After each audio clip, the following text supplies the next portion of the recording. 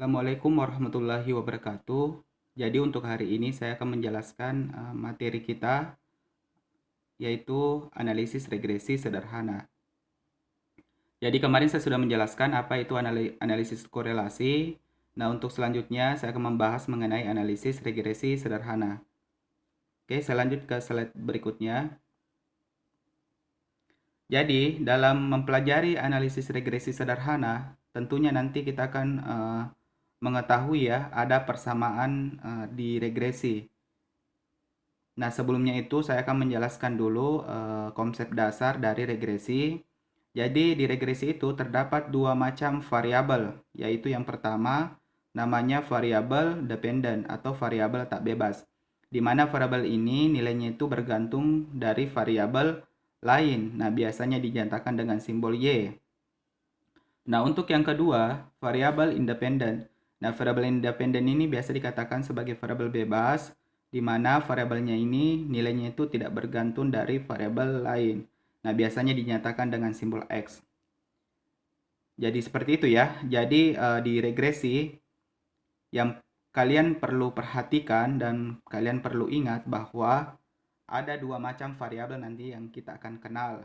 Yang pertama tadi namanya variabel dependent, yang kedua namanya variabel independent atau satunya sebagai variabel tak bebas dan yang satunya sebagai variabel bebas. Nah, untuk lebih jelasnya, mungkin saya kasih contoh dulu ya. Contoh sederhananya misalkan ada dua orang, misalnya bersaudara. Anggaplah dua orang ini satunya sebagai variabel Y, yang satunya sebagai variabel X. Berarti Y ini bisa dikatakan bahwa dia variabel tak bebas. Artinya variabel tak bebas, dia hanya selalu bergantung kepada variabel X-nya. Nah, X-nya ini variabel bebas ya, artinya dia tidak terpengaruh terhadap variabel Y, tapi malah dia mempengaruhi variabel Y dan Y itu dipengaruhi oleh variabel X. Nah, seperti itu ya kaitannya.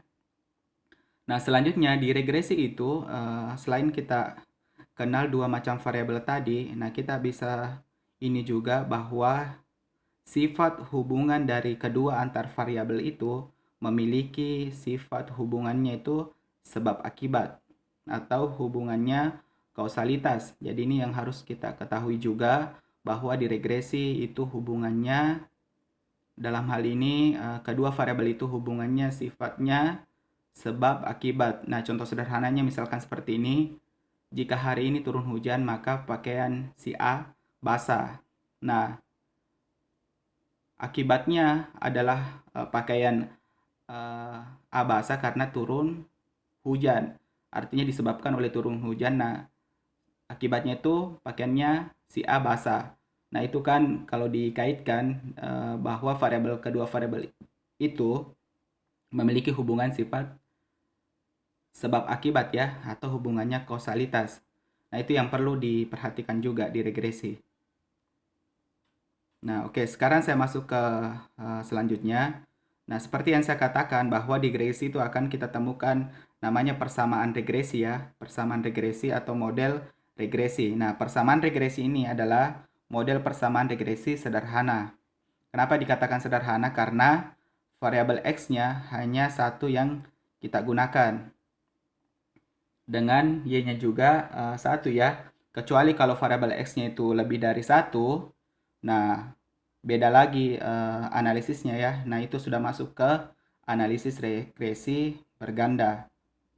Nah, ini nanti persamaan yang saya akan jelaskan ke kalian. Nah, tujuan sebenarnya dari persamaan regresi ini, nah kita bisa mencari prediksi ya.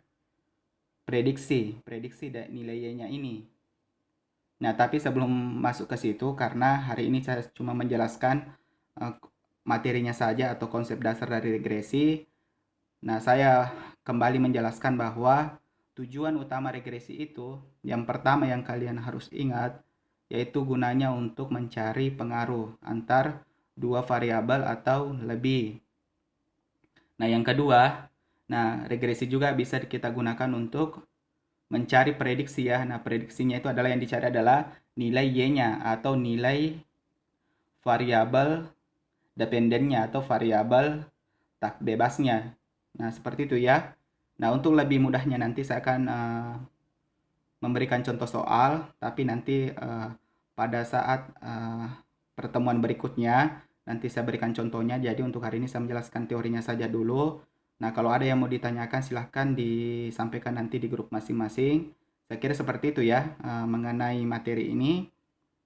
Saya kira cukup.